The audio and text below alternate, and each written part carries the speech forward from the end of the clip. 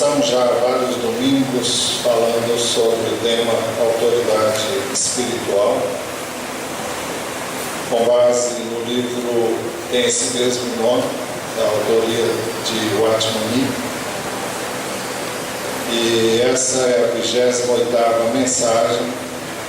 Estamos falando sobre as manifestações da rebeldia do homem. E vamos, à guisa de introdução, nos reportar aquilo que foi dito da última vez, até entrarmos na parte que os irmãos ainda não viram. Nós vimos que as manifestações da rebeldia do homem se manifestam mais claramente através de palavras, da razão e dos pensamentos. Já vimos que a manifestação da rebeldia do homem, já vimos a manifestação da rebeldia do homem através de palavras, através da razão e começamos a ver através dos pensamentos. O nosso texto básico continua sendo 2 Coríntios 4, de 4 a 6. E dissemos e voltamos a repetir que esse texto é muito importante, porque a obediência do homem a Cristo tem nele um destaque muito especial.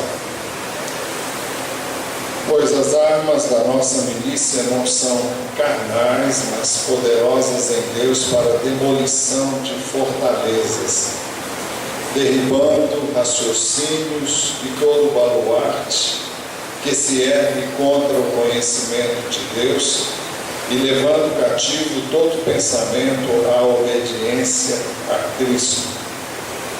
E estando prontos para vingar toda desobediência quando for cumprida a vossa obediência. Essa é a tradução de acordo com os melhores textos no hebraico e grego. E escolhemos propositadamente essa versão e vamos dar, no decorrer da mensagem, alguns desdobramentos dela. Nós vemos primeiro o elo entre razão e pensamento. O homem manifesta a sua rebeldia através de palavras, da razão ou raciocínios e dos pensamentos. Vimos que palavras rebeldes brotam de um raciocínio rebelde. Vimos que o raciocínio rebelde vem de um pensamento rebelde. Por isso, vimos também que o centro da rebeldia do homem está no seu pensamento. Em outras palavras, tudo começa com o seu pensamento. E é por isso que o nosso pensamento deve ser levado cativo à obediência a Cristo. Devemos pensar de acordo com a palavra, de acordo com o ensino e os princípios da palavra de Deus. Então, todo pensamento rebelde é o centro de toda a rebeldia. Por isso, nós devemos demolir as argumentações e toda altivez que se levanta contra o conhecimento de Deus. Pois as armas da nossa milícia não são carnais, mas poderosas em Deus para a demolição de fortalezas. Algumas versões dizem para destruir fortalezas. Derribando raciocínios, algumas versões dizem anulando sofismas. E sofismas são artimanhas usadas, são argumentos usados para tentar persuadir as pessoas que alguém queira persuadir, mas de uma forma enganosa. Não é uma verdade necessariamente, mas é uma maneira de ludibriar a pessoa para que ela aceite aquilo que nós queremos que ela aceite. Ou então é algo que ela mesma coloca em sua mente para continuar a fazer o que ela acha que tem que fazer, mesmo sabendo que não é o que ela deve fazer. Derribando raciocínios ou anulando sofismas e todo baluarte. que se ergue contra o conhecimento de Deus, levando cativo todo pensamento à obediência a Cristo ou de Cristo. Levando cativo todo pensamento à obediência a Cristo. Fala de você conduzir o seu pensamento à obediência no sentido de obedecer a Cristo. Mas pode ser traduzido também, levando cativo todo pensamento à obediência de Cristo. Ou seja, devemos ser tão obedientes quanto foi o nosso Senhor Jesus Cristo. O homem gosta de edificar raciocínios como fortalezas ao redor dos seus pensamentos. Então ele tem um pensamento e então ele constrói, através de argumentos, verdadeiras fortalezas em torno destes pensamentos. E estes raciocínios têm que ser destruídos para que o pensamento seja reconduzido a Cristo. As fortalezas impedem que qualquer outra forma de pensar chegue àquela pessoa e que ela aceite aquilo que a palavra de Deus quer nos levar a pensar. Nós já vimos também aqui que a expressão toda altivez que se levanta, que se ergue, ao pé da letra significa todo edifício alto. O texto diz, derribando raciocínios e todo baluarte, ou toda altivez, ou todo edifício alto, que se ergue contra o conhecimento de Deus. Então, Deus vê todo o raciocínio do homem como um arranha-céu, como um edifício muito alto que é levantado para que o conhecimento dele não chegue às nossas mentes, não chegue ao nosso coração. Mas se eu veto isso na mente, eu jamais vou receber o conhecimento que Deus quer me dar.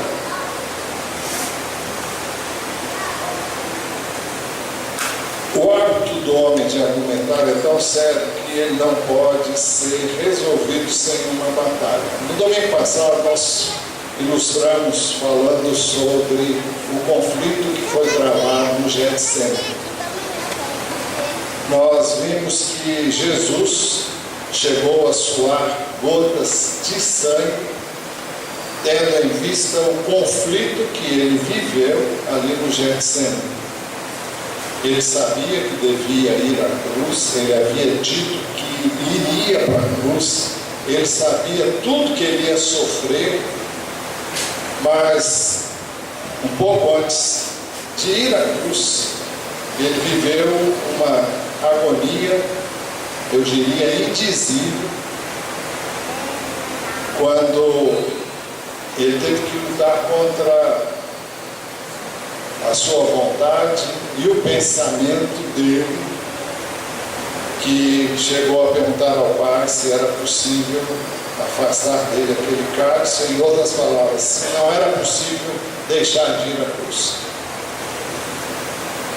Isso mostra conflitos, mostra como eu e você enfrentamos conflitos semelhantes quando está em jogo a vontade de Deus e a nossa vontade.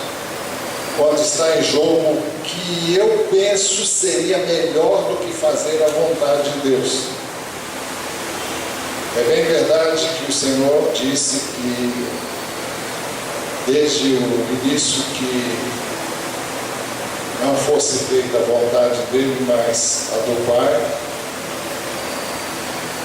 E nós vimos que Deus não lhe respondeu, pelo menos não respondeu de maneira como nós pensamos ele deveria responder. E dissemos também que não havia necessidade de Deus responder, porque no íntimo ele sabia que era isso que tinha que ser feito. Então, é Deus que luta contra nós para porque nós temos nos constituído em seus inimigos quando procuramos fortalecer, cercar os nossos pensamentos de verdadeiras fortalezas para fazermos a nossa vontade. É por isso que Satanás emprega toda sorte de argumentos para nos escravizar, a fim de nos tornarmos inimigos de Deus e não nos submetermos à vontade dele. Nós vimos que Satanás argumentou com Eva, e Eva olhou para a árvore que o Senhor havia dito, ela nem o seu marido deveriam comer do fruto daquela árvore, e ela então argumentou consigo. Primeiro Satanás argumentou com ela, depois ela argumentou consigo. Nos primeiros versos do capítulo 3 de Gênesis, nós vemos Satanás argumentando e trazendo propostas para Eva. A primeira ela refutou com a palavra de Deus, mas da segunda vez ela ouviu, ficou calada, o que significa que aquilo foi aceito por ela, e era uma palavra mentirosa, que era contrária à verdade de Deus, mas ela deixou que essa mentira ficasse, ela não refutou, e por isso, depois de ouvir a argumentação de Satanás, Eva olhou para aquela árvore e argumentou consigo mesma. Por que ela argumentou consigo mesma? Porque ela viu, quando a mulher viu que a árvore parecia agradável ao paladar, então ela viu que a árvore parecia agradável. Ela argumentando consigo mesma. Ela viu também que a árvore era atraente aos olhos. Ela estava argumentando com Deus acerca disso. E além disso, desejável para dela se obter discernimento. Então havia uma série de vantagens que ela podia ter se ela comesse daquele fruto, como lhe fora sugerido por Satanás. Então, depois de todos esses arrazoados e de todos esses argumentos que ela arranjou para si mesma, ela tomou do fruto, comeu e deu ao seu marido, que também comeu. Então ela não deu ouvidos a Deus porque ela tinha razões para não dar.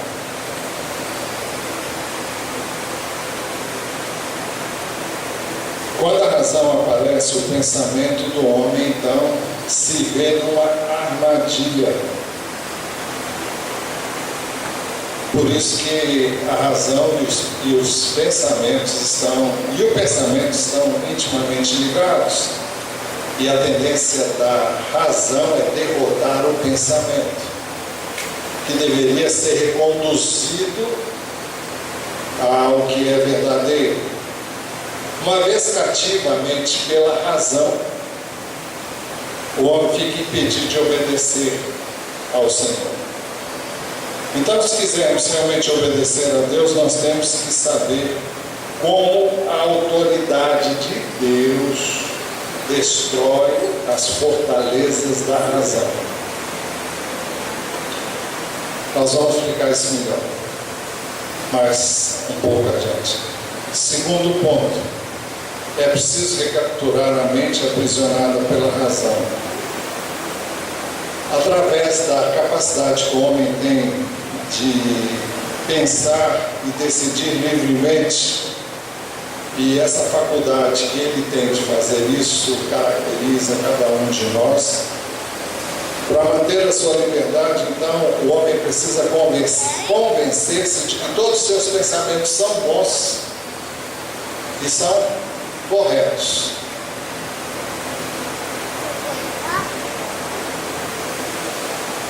E como ele está tentando convencer-se a si mesmo de que esses pensamentos dele são bons e corretos, ele então se arma de muitos argumentos que vão justificar esses pensamentos, que são a expressão daquilo que ele quer e deseja fazer.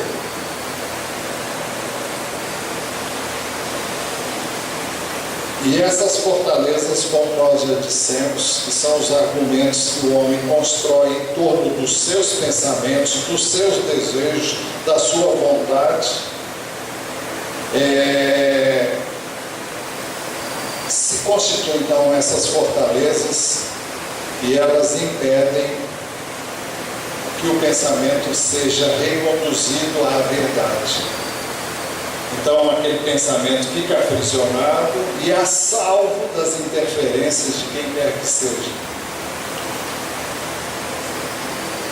O incrédulo pode dizer: eu sou ainda muito jovem para entregar minha vida a Jesus. Desde quando eu for mais velho, então eu vou fazer isso. Ou então ele se vale do fato de que muitos cristãos que ele conhece, onde ele trabalha, onde ele estuda, na vizinhança, não procedem como ele pensa um cristão deveria proceder.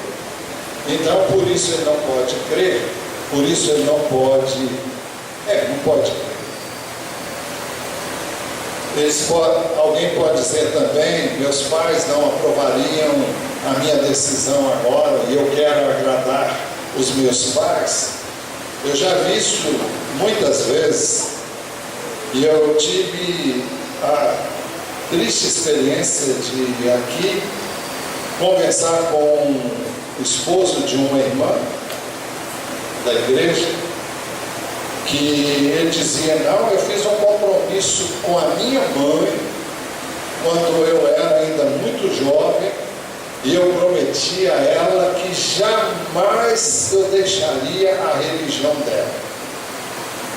Eu falei: olha, não se trata de religião, mas se trata de uma entrega do Senhor Jesus, da sua vida ao Senhor Jesus. Não posso de forma alguma. Eu quero ser fiel a ela e vou morrer assim. Comigo ele nunca aceitou Jesus. Depois eu fiquei sabendo que um pouquinho antes de morrer, alguém foi lá e ele teria confessado a Jesus, mas eu não sei em que circunstância isso aconteceu. Mas são fortalezas que são construídas em torno de pensamentos que impedem a pessoa de vir a Cristo. Também há razões que os crentes apresentam para não amar o Senhor. Aqueles que estão estudando podem dizer assim: quero me dedicar mais aos estudos porque eu tenho um alvo, meu objetivo é me formar e eu não posso me dedicar tanto ao Senhor por causa disso. Aqueles que têm um negócio, um empreendimento, podem dizer: não tenho tempo para nada, os negócios me consomem toda a minha energia, toda a minha capacidade atual, e enquanto eu não alcançar o meu alvo X ou Y, eu não posso servir ao Senhor. A pessoa que não está muito bem de saúde pode usar isso como argumento para permanecer naquele estado. Ela pode dizer: minha saúde está muito abalada, depois que eu me recuperar, eu vou pensar nessa possibilidade. Se você for ver, todas estas pessoas têm razões de sobra para não fazerem a vontade de Deus. Se Deus não destruir essas fortalezas, os homens jamais serão livres para poder fazer a vontade dele. Então Satanás aprisiona os homens através de fortalezas que são os argumentos que ele coloca na mente dessas pessoas. A maioria das pessoas tem por trás tantas linhas de defesa que eles são incapazes de atravessar essas barreiras para fazerem a vontade do Senhor. Então, só a autoridade de Deus pode levar cativo cada pensamento para obedecer a Cristo. Para reconhecer a autoridade, as argumentações humanas têm que ser primeiramente lançadas no chão. Enquanto ele não reconhecer que Deus é Deus,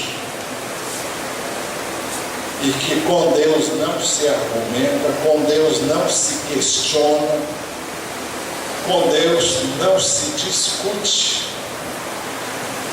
ele não vai ter a liberdade que ele precisa.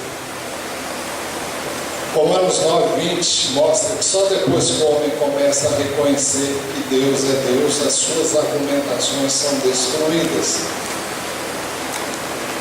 Paulo disse: mas quem é você, ó homem, para questionar a Deus? Acaso aquilo que é formado pode dizer ao que o formou, por que me fizeste assim? Eu já vi gente dizer que não gosta da maneira como foi feito. Eu gostaria de ser assim. Se pudesse, mudaria todo o seu ser. Eu estava almoçando ou jantando, não sei, quando alguém foi entrevistado sobre o que ela faria se ela tivesse a oportunidade de ter o privilégio de estar à disposição um cirurgião plástico. O que ela mudaria? E eu e a minha esposa estávamos ali e nós vimos que essa pessoa mudaria todo o seu corpo, o seu rosto, mudaria, era uma mulher, ela mudaria os seus seios, ela mudaria vou falar claro, o bumbum, mudaria tudo, ela se faria toda nova. Então, é uma falta de aceitação enorme. Algo assim, eu nunca vi coisa igual ao que eu vi outro dia. Então,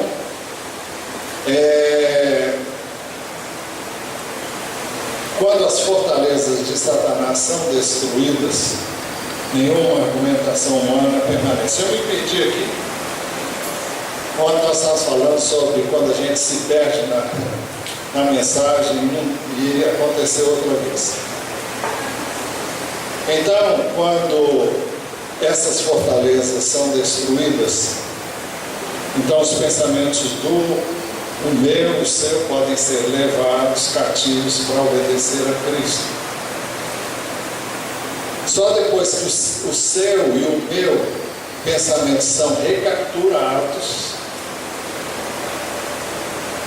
é que o homem pode verdadeiramente obedecer a Cristo. Nós sabemos que alguém tem conhecimento da autoridade observando se as suas palavras, os seus argumentos e os seus pensamentos foram devidamente reestruturados.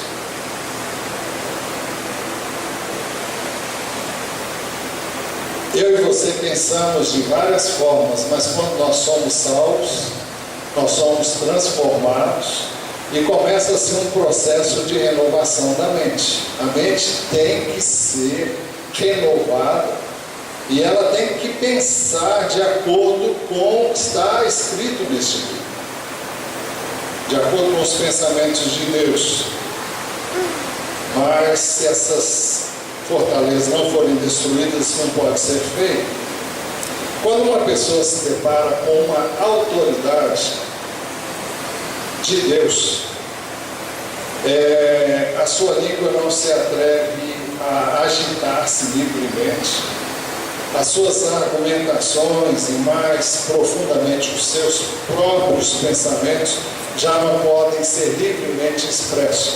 Em outras palavras, se você reconhece a autoridade, você não argumenta, você não discute, você não fala muito mais como você falaria antes de ter esse conhecimento. Não só diante do próprio Deus, mas como também daqueles que Ele constitui autoridade sobre eles. Constitui autoridade sobre a minha vida e a sua vida.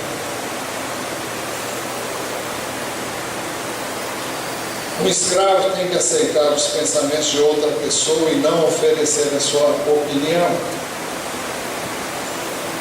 Consequentemente, se nós formos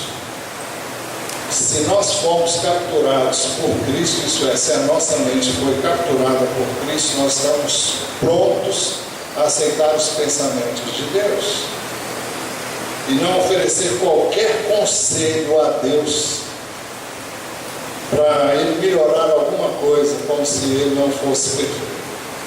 Agora nós vamos entrar propriamente no que ainda não vimos. Terceiro ponto. Nós temos aqui uma série de advertências aos que estão cheios de opinião própria. Vamos ver o apóstolo Paulo.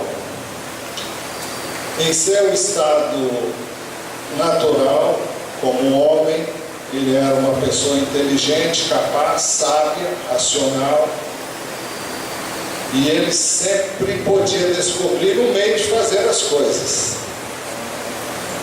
Os irmãos sabem que ele disse que era irrepreensível no que diz respeito ao judaísmo e a tudo aquilo que ele aprendeu através do judaísmo. Mas Paulo, quando liderava um grupo de pessoas a caminho de Damasco para aprisionar os cristãos ali naquela cidade, ele foi derrubado ao chão por uma grande luz. Nós não vamos ver o texto, porque já vimos isso anteriormente, especificamente numa mensagem que trouxemos sobre isso. E naquele momento, quando ele caiu ao chão, todas as suas intenções, que eram as de levar prisioneiros todos os cristãos que ele encontrasse na cidade de Damasco, que até então não eram assim chamados, mas todos que eram no caminho, ele desejava aprisionar e levá-los para Jerusalém. Naquele momento em que ele teve um encontro com o Senhor, com a autoridade do Senhor, todas as suas intenções, seu modo de viver e sua capacidade foram julgados por terra. Os irmãos podem observar que ele não retornou a Tarso, a sua terra natal, e ele nem voltou a Jerusalém, mas abandonou a sua tarefa ali em Damasco e também jogou fora todos os seus motivos. Ele diz depois, escrevendo aos Filipenses, no capítulo 3, isso não está no script, Filipenses, capítulo 3,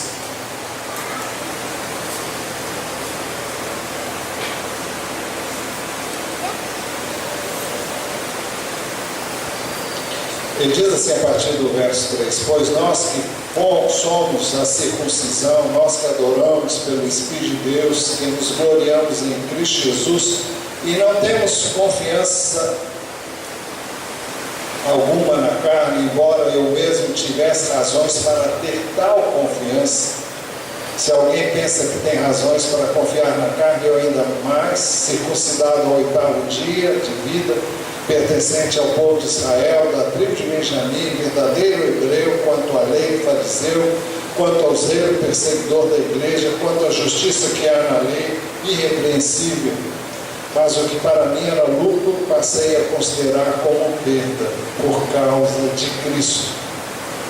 Mais do que isso, considero tudo como perda, comparado com a suprema grandeza do conhecimento de Cristo Jesus, meu Senhor, por quem perdi todas as coisas e as considero como esterco para poder ganhar a Cristo. Então, toda a sua bagagem, todos os seus pensamentos, cheios de argumentos, ruíram por terra. Então, ele abandonou aquela tarefa a qual ele tinha se empenhado e abriu mão de tudo aquilo que ele pensava em fazer. Muitas pessoas, quando encontram dificuldades, elas mudam de direção, tentam um caminho, outro caminho, depois outro. E não importa o que façam, elas continuam agindo de acordo com suas próprias ideias e modo de agir. Elas são tolas e não caem segundo o golpe desferido por Deus. Deus pode julgá-las no chão, mas elas se levantam e continuam a fazer o que elas sempre quiseram fazer e fizeram. Assim, muitos podem ter a sua ida a Damasco bloqueada, mas eles vão buscar outro caminho. Não foi o que aconteceu com Paulo. Uma vez abatido, ele perdeu tudo. Ele não podia mais dizer ou pensar coisa alguma. O que eu vou dizer? Nada. Não tenho o que dizer. Ele não sabia mais nada. Ele que sabia tudo, tinha todas as respostas, de repente não sabe nada. Quanto mais eu e você nos aproximarmos de Deus e nos submetermos a Ele, nós saberemos com mais certeza que eu e você não sabemos nada. Só o tolo acha que sabe tudo e tem todas as respostas. Quanto mais você conhece a Deus, mais você sabe que não sabe nada.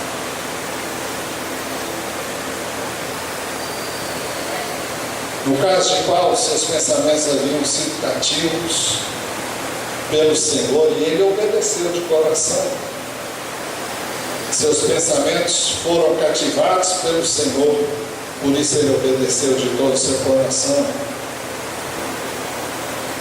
Antes, fossem quais fossem as circunstâncias, Paulo estava na liderança fazendo alguma coisa.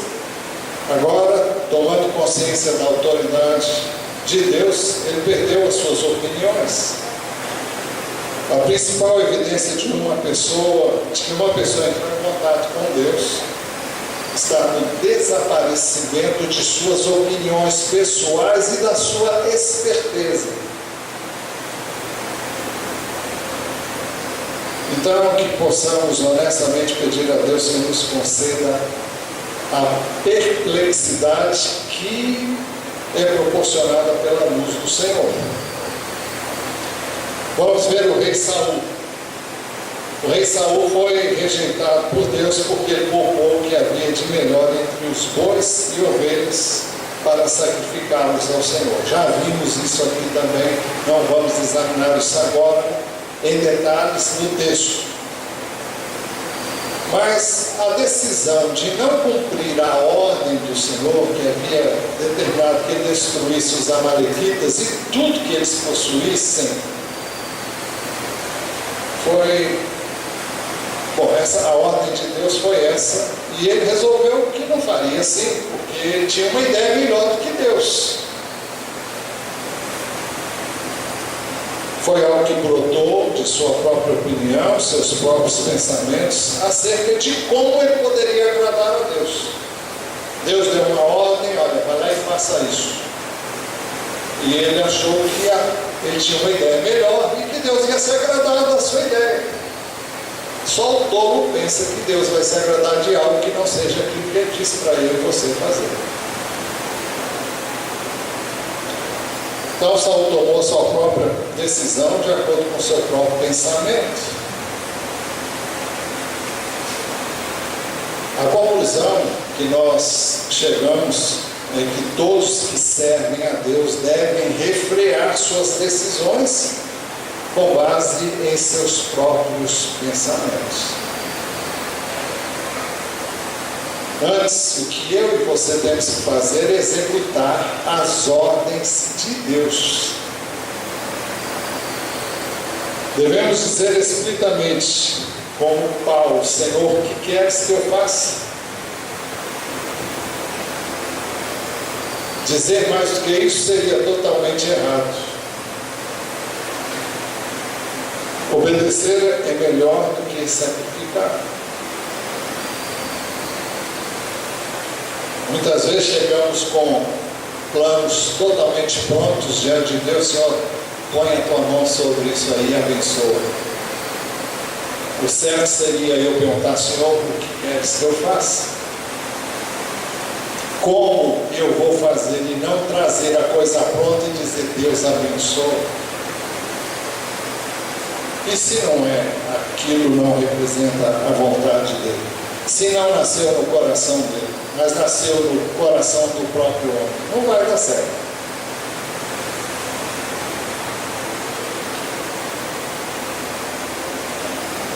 O homem não tem direito nenhum de oferecer conselhos a Deus. Quando o rei Saul viu aquelas ovelhas e o gado, ele desejou poupá-los da morte. Seu coração podia se inclinar para Deus, mas faltava-lhe espírito de obediência. Um coração que se inclina para Deus não basta, mas um coração disposto a obedecer sem oferecer opinião própria. Tendo o rei Saul se recusado a destruir com os amalequitas as suas ovelhas, o seu gado, como Deus havia ordenado, Lachmanim diz que ele deveria ser morto como um amalequita, e ali ele devia ter posto um ponto final no seu, seria posto um ponto final no seu governo.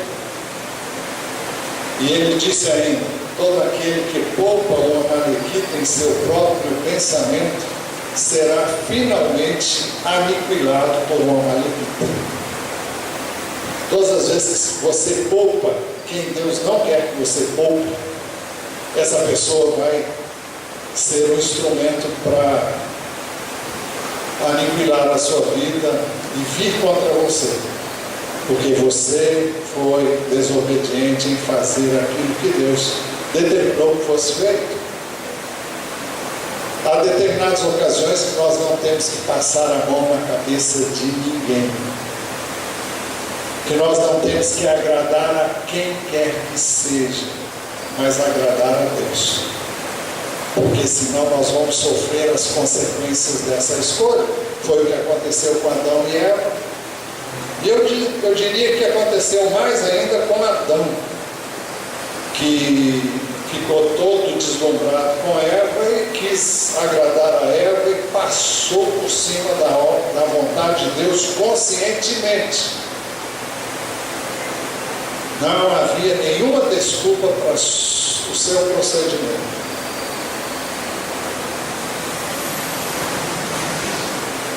Vamos ver Nadab e Abiú. Nadab e Abiú se rebelaram porque deixaram de se sujeitar à autoridade de seu pai. Eles tentaram executar os seus próprios pensamentos. Eles pecaram, está lá a referência dela. Eles pecaram contra Deus, oferecendo fogo estranho, e nem apresentaram motivos para fazer, não argumentaram nem nada. Para com os meus botões, eu acho que eles estavam os dois de cara cheia e fizeram aquilo talvez porque a cabeça deles estivessem cheias de álcool, mas não há consenso com relação a isso. Então é uma coisa que eu acho, mas não posso afirmar que é. Pois bem, Nadab e Abiú, ainda indo contra a vontade de Deus e o propósito de Deus e a ordem de Deus, eles queimaram incenso de acordo com as suas ideias e sentimentos. Acharam que um culto assim prestado era uma coisa boa. Se errassem, seria com muita gente: eu errei, mas eu errei tentando fazer o melhor. Isso não justifica. Acharam que tal pecado seria insignificante, mas eles não sabiam que seriam totalmente rejeitados por Deus e punidos com a morte, como aconteceu. Concluindo, os pensamentos do homem são conhecidos por um dos dois poderes: pela argumentação ou pela autoridade do Senhor.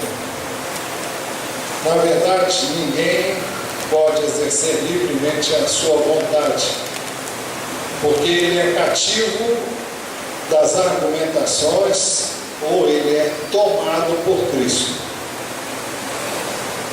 Ou ele vai agir de acordo com o que ele pensa e acha, de acordo com os argumentos que ele tem para proceder assim, ou então simplesmente ele joga tudo para o alto, ou joga tudo no chão, e ele vai fazer a vontade de Cristo. Isso parece uma coisa simples, mas ou ele vai servir a Satanás, ou ele vai servir a Cristo. Porque todas as vezes que eu e você decidimos que vamos fazer as coisas de acordo com o nosso próprio pensamento, e temos muitos argumentos para agir dessa maneira, nós estamos escolhendo servir a Satanás. Você pode dizer: ah, não é isso que eu não quero servir a Satanás, mas é o que você está fazendo. Porque ou você se rende totalmente à vontade de Cristo expressa através das Escrituras, ou então você vai ficar como escravo dos seus próprios pensamentos e de suas muitas razões para fazer o que você acha que deve fazer. Se uma pessoa reconhece ou não a autoridade, pode ser facilmente percebido observando-se o seguinte: se ele pronuncia palavras rebeldes, segundo, se ele argumenta diante de Deus, em terceiro lugar, se ele oferece muitas opiniões.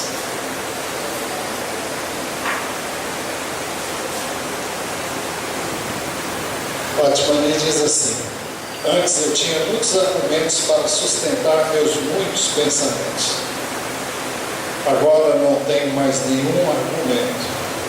Fui capturado. Que nós, os que estamos aqui, possamos nos render sem reservas ao Senhor e colocar diante dele a nossa vida, desejosos de saber o que ele tem a dizer-nos, e não vir com os nossos conceitos, ideias e propósitos gerados unicamente pela mente humana e cercado de fortalezas que são os argumentos que cercam esses pensamentos para você fazer o que quer. Ou há uma rendição total, ou então não há como Cristo ser Senhor na sua e na minha vida.